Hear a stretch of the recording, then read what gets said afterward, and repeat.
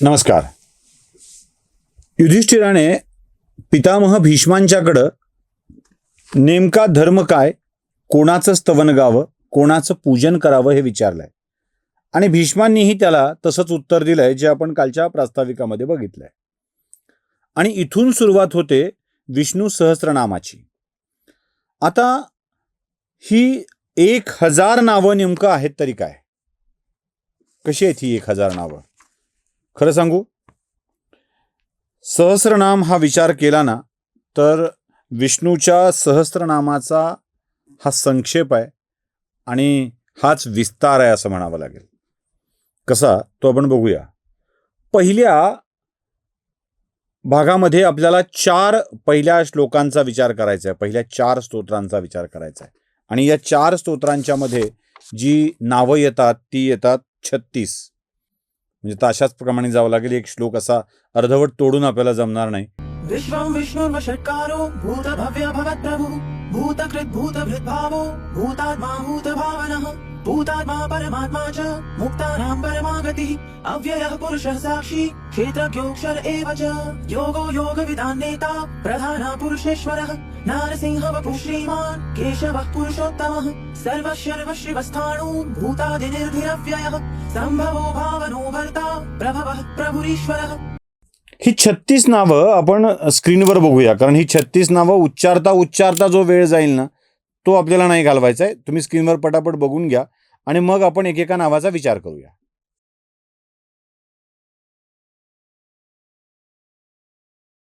अशी ही 36 नावं आजच्या भागामध्ये आपण बघणार आहोत. 1000 नावाच्या पैकी 36 नावांचा विचार आपल्याला करायचा आहे. आणि यातलं सगळ्यात पहिलं नाव आहे ते विश्व. आपण तर म्हणतोय ह्या विष्णूच्या सहस्रनामाचा एवढा सगळा घातलाय आणि त्यात विष्णू या नावाने सुरुवात करण्यापूर्वी विश्व या नावाने का सुरुवात केली असावी? का बरं विश्वनाव वापरलंय? विष्णूपासून सुरुवात करण्याच्या ऐवजी विश्वपासून सुरुवात करण्याचं कारण आहे, विश्व हे परमेश्वराचं पहिलं नाव आहे, अगदी पहिलं नाव आहे. त्यामुळं इथून सुरुवात होते. परमात्मा अचिंत्य आहे, अप्रमेय आहे, त्याचं वर्णन होऊ शकत नाही. तो अचिंत्य आहे, अप्रमेय आहे, त्याचं वर्णन होऊ शकत नाही. आणि परमेश्वराचं वर्णन करायचंच असेल, जर करायचंच असेल तर सर्व काही म्हणून करायला हवं. तो सर्व काही आहे म्हणून करायला हवं. आणि ते सर्व काही समाविष्ट करणारं एकमेव नाव जे पहिल्यांदा येतं ते म्हणजे विश्व. म्हणून विश्वापासून सुरुवात करते. व्यक्त मुखाने अव्यक्त आळवायचा असतो, आकाळायचा असतो. आणि तेच काम याच्यामध्ये होत आहे. आणि बरोबर दुसरं नाव येतं ते विष्णू. या दुसऱ्या नावाचा विचार सुद्धा आपल्याला करायला हवा. दुसरं नाव विष्णू आलंय आणि हे दुसरं नाव येण्यामागचं कारण बरोबर आहे. जगद्गुरु तुकोबारायांच्या भाषेत सांगायचं झालं ना तर विष्णुमय जग वैष्णवांचा धर्म भेदाभेद भ्रम अमंगल असं तुकोबारायांनी सांगितलंय. इथे या विष्णूचं असंच आहे. शब्द कुठला आहे? विश्वम विष्णू. विश्वम आहे, आधी विश्व आहे आणि मग विष्णू आहे. हा विष्णू विश्वमय आहे, विश्वात विष्णू आहे आणि विष्णू म्हणजे सर्व काही आहे. मला वाटतं विश्वात विष्णू आहे हेच वैष्णवांचं जीवनसूत्र आहे. आणि हे सूत्र आधी विश्व नंतर विष्णू आलाय, म्हणून बरोबर दुसऱ्या वेळेला विष्णू हे नाव आलेलं आहे. तिसरं नाव येतं ते वषटकार. या वषटकाचा अर्थ खूप सुंदर आहे. रामायणामध्येच आपण एक कथा सांगितलेली आहे एका राजाची, की जो साधना सुद्धा भोग प्रवृत्तीने करतो, म्हणजे देहाचे चोचले पुरवत साधना करतो. आणि अगस्त्यांनी सांगितलेल्या कथेनुसार त्याला आपल्या भोगाला संपवताच येत नाही आणि तो भोग संपविण्यासाठी म्हणून आपल्याच देहाला खात जातो, अशी त्याची ती कथा होती. ज्याला या आपल्या भोगाचा त्याग करता येत नाही ना, तो माणूस कितीही वेळा पुन्हा पुन्हा जगू शकतो, तसाच जन्माला येतो, जन्ममरणाच्या फेऱ्यातून जात नाही, त्या भोगात कायम राहतो. मग वषटकार काय आहे? यज्ञवृत्तीने जगणे. यज्ञवृत्ती काय आहे? यज्ञाचा एक खूप छान मंत्र आहे बघा, तो म्हणजे इदन्न मम. हे त्या देवाचं आहे, ते माझं नाही आहे. ते स्वाहा करून जगणं. आणि ही जी वशटकार वृत्ती आहे ना, ते वशटकार आहे ना की तो यज्ञवृत्ती आपल्यामध्ये आली पाहिजे. ती यज्ञवृत्ती यावी. ईश्वराची ही यज्ञवृत्तीच आहे. म्हणून हे पुढचं नाव आहे यज्ञवृत्ती. आणि त्याच्या पुढचं नाव मात्र खूप लांबलचक आहे. भूत भव्य भवत प्रभू. एकच दिलंय, भूत भव्य भवत प्रभू. आता हे जरा नीट समजून घेणं आवश्यक आहे. मी तुम्हाला ते दाखवतो, स्क्रीनवर दाखवतो, म्हणजे लक्षात येईल. भूत म्हणजे सृष्टीत जन्माला आलेला. भूत म्हणजे सृष्टीत जन्माला आलेला. भव्य म्हणजे जन्मास यायचा तो. आणि भवत म्हणजे या क्षणी जे जन्मत आहेत ते. या तिन्हीचा जो स्वामी आहे, भूत भव्य भवत, याचा प्रभू, असा त्याचा अर्थ होतो. पुढचं नाव येतं भूतकृत. हा भूतकृत शब्द परमेश्वराच्या विषयी, परमात्म्याच्या विषयी वापरताना एक जाणीवपूर्वक हा शब्द योजलेला आहे. भूतकृत म्हणजे ही सगळी सृष्टी ही परमेश्वराने तयार केलेली आहे. सगळी परमेश्वराने तयार केलेली आहे. आणि त्याच्याविषयी आपल्या मनात अनादर असता कामा नये. ना देवाच्या लेकराविषयी, ना देवाच्या कृतीविषयी. या परमेश्वराच्या कोणत्याही कृतीचा आपण अनादर करू नये. प्रत्येक व्यक्ती ही भूतकृत आहे, त्याचं भान आपण राखलं पाहिजे.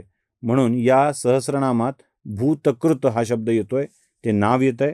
ते का, हे आपल्या लक्षात आलं पाहिजे की आपण कोणत्याही भूतकृत, परमेश्वराच्या, परमात्म्याच्या कृतीचा अवमान करणार नाहीत. तो भूतकृत आहे म्हणजे ही सगळी सृष्टी निर्माण करणार आहे. त्या सगळ्या सृष्टीला तो निर्माण करणार आहे. एक गंमत सांगू, मग तुम्हाला हे नाव भूतभृत का आलं ते लक्षात येईल. आई आपल्या मुलाला जन्म देते, नुसती जन्म देते नाही, त्याचं पालन पोषण करते, त्याला दूध पाजते, कधी कधी अंगावरचं दूध पाजते, मोठं झाल्यावर बाहेरचं दूध पाजते, त्याला मोठं करत जाते. परमात्मा हा विष्णू असाच आहे, भूतभृत, आपल्या निर्मिलेल्या कृतींचं पालन पोषण करणारा. तो भूतभृत आहे, लक्षात ठेवायचं. पालन करता ही तोच आहे. ईश्वराचं 7वं नाव आहे भाव. आणि भाव काय आहे? भाव आहे अस्तित्व, असणेपणा. आणि हे सगळं ना अस्तित्ववाचक आहे. शून्यपणा म्हणजे काहीच नसणे, शून्य म्हणजे काहीच नाही, अभाव आहे. पण या अभावाच्या मध्ये सुद्धा एक भाव असतो. या शून्यपणाला भरणं म्हणजे भाव आहे. आकाश नसेलच समजा, आपण असं गृहीत धरू की आकाश नाही आहे, तर विश्वाला प्रकटायला अवकाश कुठून मिळणार? तसा या आकाशातून विश्व प्रगटतं, त्यातला जो भाव आहे ना, म्हणजे शून्य सुद्धा, काहीच नसणे, शून्य सुद्धा, तो अवकाश सुद्धा एक भावरूप असतो. आणि या सगळ्या प्रगटण्यासाठीचा तो भाव म्हणजे भगवान विष्णू आहे. 8वं नाव आहे भूतात्मा. भूतरूप आहे. हे सगळं जग भूतरूप आहे. ज्या ज्या वस्तूचं ज्ञान होतं ना, म्हणजे आपल्याला कळतं की ही वस्तू आहे, ते म्हणजे भूत. ज्ञान होणाऱ्या गोष्टी म्हणजे भूत. आणि या सर्व भूतांचा, जीवांचा आत्मा म्हणजे भूतात्मा. हा भूतात्मा सुद्धा विष्णू आहे. आपल्याकडे म्हणतात ना, जे जे भेटे भूत तया मानिजे भगवंत, असंच आहे. जे जे भेटे भूत तया मानिजे भगवंत, यातला हा भूतात्मा आहे. त्यानंतरचं विष्णूचं नाव आहे 9वं भूतभावन. सर्व जीवांच्या जन्म आणि अभिवृद्धीचा कारणीभूत ठरणारा तो भूतभावन. म्हणजे एखादा गोष्ट जन्माला येते, तयार होते, अस्तित्वात येते, तो आहे तो भूतभावन. एवढी सगळी नावं पहिल्या श्लोकात संपतात बरं का. म्हणजे किती वेळ लागलाय बघा. एक श्लोकातल्या 9 नावांना जाणून घ्यायला आपल्याला लागलेला वेळ किती आहे बघा. आणि सांगायची 1000 नावं, अजून 991 उरलीत. खूप मोठा टप्पा आहे. त्यामुळं आपण जरा वेगावेगात पुढे जाऊया.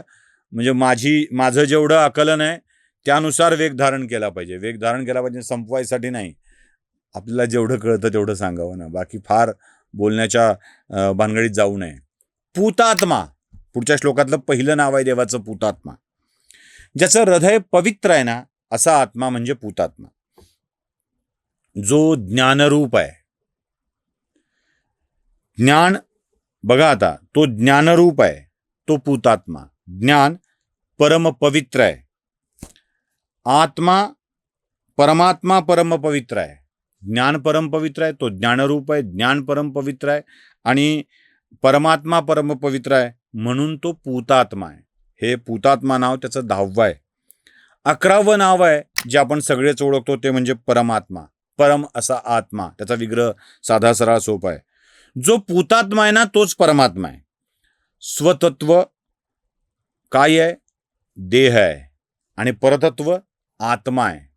स्वतत्व देह आहे, हा देह स्वतत्व आहे. परतत्व आत्मा आहे. पण खरं तर गंमत कशी आहे बघा, खरे स्वतत्व जे असतं ना ते परमात्मा असतं आणि या स्वतत्वाला आपण उगाचच परमात्म्यालाच आपण परतत्व म्हणतो, पण खरं स्वतत्व हा परमात्मा असतो. त्यात आपण आहोत म्हणून, त्यात परमात्मा आहे म्हणून आपण आहोत. हा 11वं नाव आहे परमात्मा. तर 12वं नाव आहे मुक्तानाम परमागती. जरा इथे थोडंसं थांबून जास्त मी सांगतो. जीवनमुक्त आत्म्याचे परमलक्षण काय आहे? हे आहे मुक्तानाम परमगती. गती म्हणजे काय? इहलोकातून परलोकात जाणे. आगती म्हणजे काय? परलोकातून इहलोकात येणे.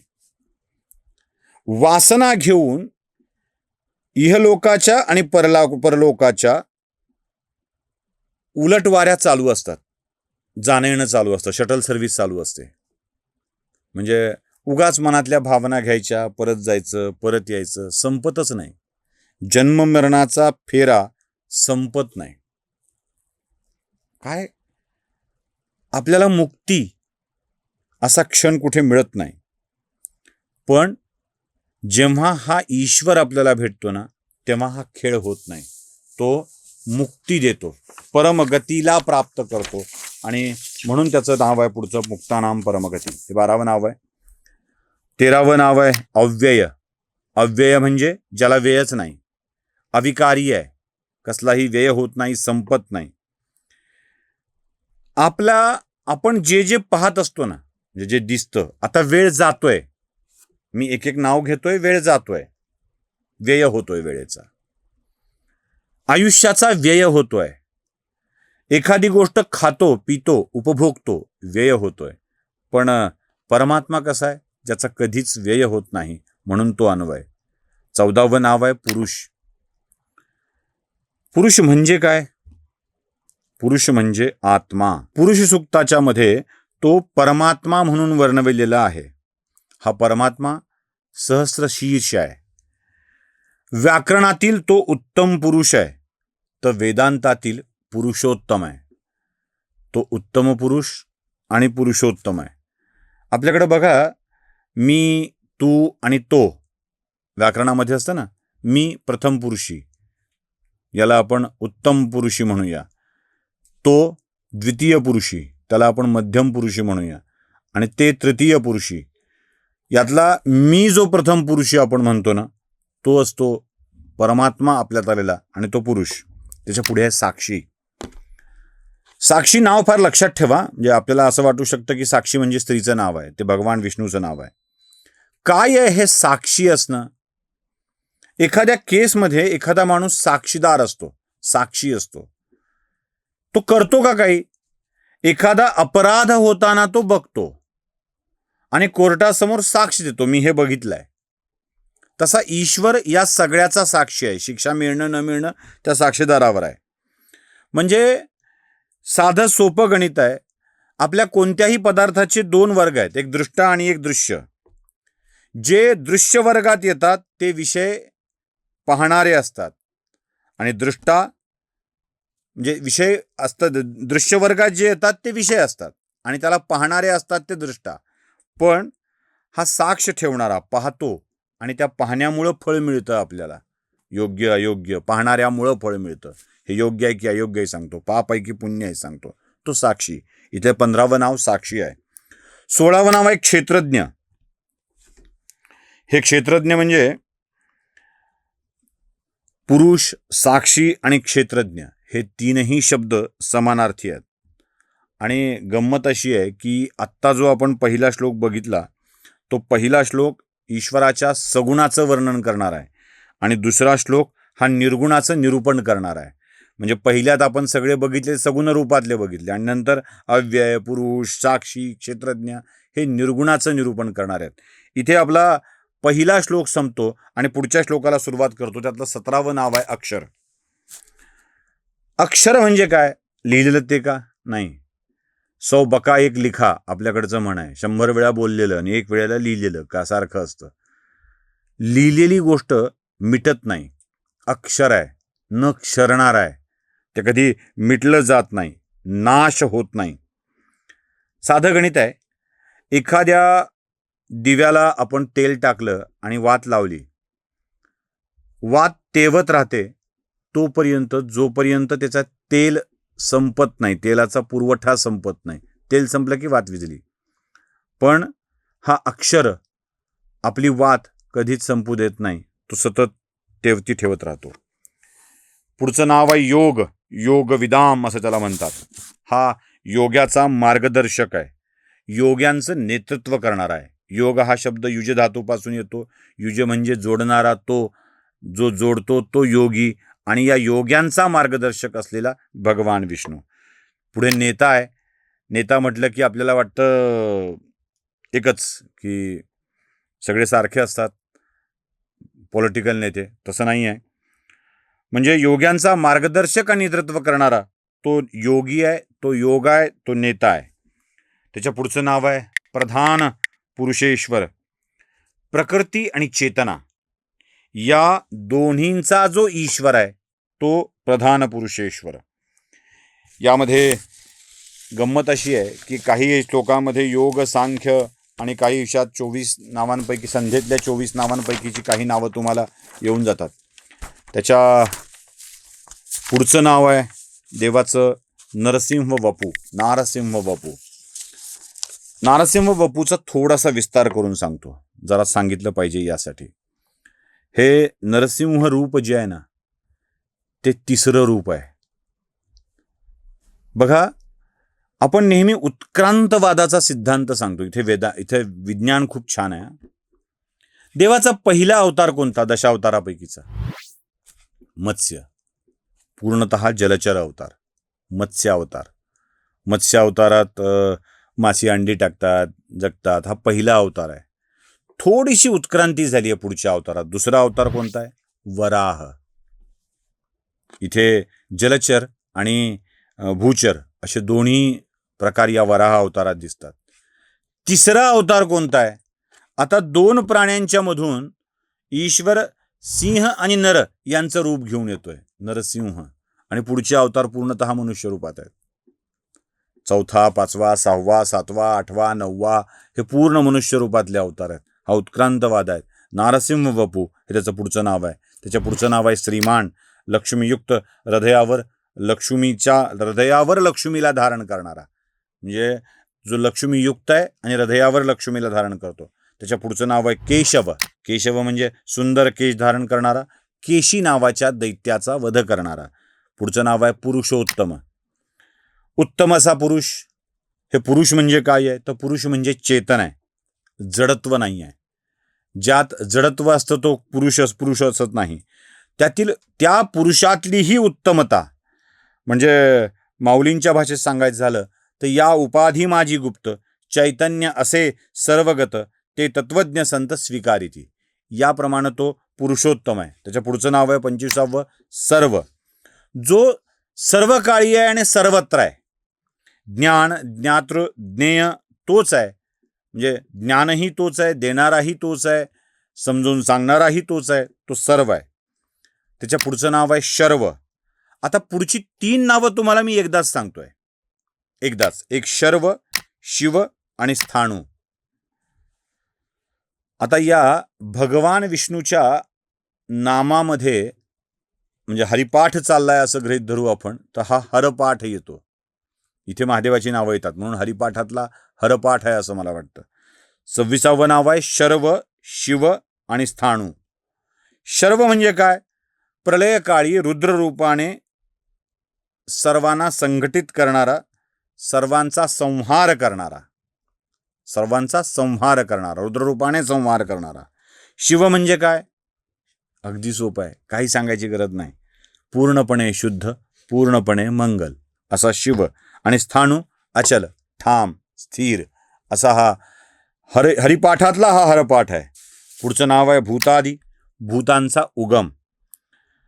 बघा, नदीला एक उगम असतो, म्हणजे नदी कुठून तरी उगम पावते आणि सागरात मिसळते, म्हणजे ती सागर परायण होते. उगम आहे तशी ती मिसळते. तसा हरीतून निघून हरिभक्तीत रमून हरित विपरायण होऊन जातो. हरिभक्ती परायण, हरिभक्तीत विलीन झालेला. तसा हा भूतादी आहे, सर्व भूतांचा उगम आहे. आणि भूतांचा अंत सुद्धा तोच आहे, तिथेच सगळ्यांना जावं लागतं. त्याच्या पुढचं नाव आहे अव्ययनिधी, अक्षय साठा, अक्षय संग्रह, कधी न संपणारा असं ते नाव आहे. त्याच्या पुढचं नाव आहे संभव. हे संभव नाव महाभारतात दिलेलं आहे आणि हेच नाव वापरलेलं आहे, हे सांगितलेलं आहे ते भगवान कृष्णाने स्वतः. संभवामी युगे युगे, पुन्हा पुन्हा जन्माला येईल. हा संभव आहे, तो पुन्हा पुन्हा येणार आहे, पुन्हा पुन्हा जन्माला येणार आहे. त्याच्या पुढचं नाव आहे भरता. म्हणजे काय?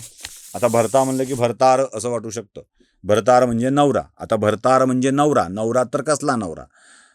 नवरा नसतो तो, तो पोषण करणारा असतो, तो पती असतो, तो पालन करणारा असतो, तो भरविणारा असतो. आता या भरता नावाचा एक फार विलक्षण उदाहरण तुम्हाला मी देतो, बघा पटतं का ते. विश्वामित्र आणि मेनका ही जिची जन्मदात्री आहेत ती म्हणजे शकुंतला.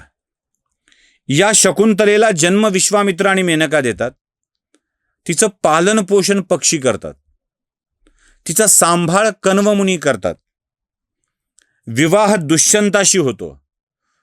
पुत्राचं नाव भरत असतं. त्या भरतावरून या देशाला नाव भरतभूमी पडतं. तो भरता आहे. म्हणजे शकुंतलेला जन्मापासून मृत्यूपर्यंत किंवा पुढच्या सगळ्या आयुष्यामध्ये जो पालन पोषण करणारा आहे तो भरता आहे. आणि हेच नाव भगवान विष्णूचं आहे. पुढे जाऊया, मला वाचावं लागतंय इतकी त्याची व्याप्ती आहे बरं का. त्याच्या पुढचं नाव आहे प्रभव. म्हणजे हे प्रभव म्हणजे काय? तर पंचमहाभूतांचं मूळ आहे, दिव्य जन्म धारण करणारा आहे. त्याच्या पुढचं नाव आहे प्रभू, सर्व शक्तिमान परमेश्वर. आणि त्याच्या पुढचं आहे ईश्वर. ईश्वर हा शब्द 9व्या श्लोकात सुद्धा तुम्हाला मिळेल, त्याचा अर्थ वेगळा आहे, तो आपण याच्या 6व्या भागामध्ये बघणार आहोत. ईश्वर म्हणजे काय? तर उपाधिरहित ऐश्वर्य. उपाधिरहित, म्हणजे त्या ऐश्वर्याला उपाधीच कधी असू शकत नाही. आणि आपण सगळे ते ऐश्वर्य, ती संपत्ती, ते धन मिळवण्याचा प्रयत्न करत असतो ना. या ईश्वराच्या या प्रवाहात आपण सतत वाहत जाणार आहोत, आपल्याला वाहतं ठेवणार आहोत.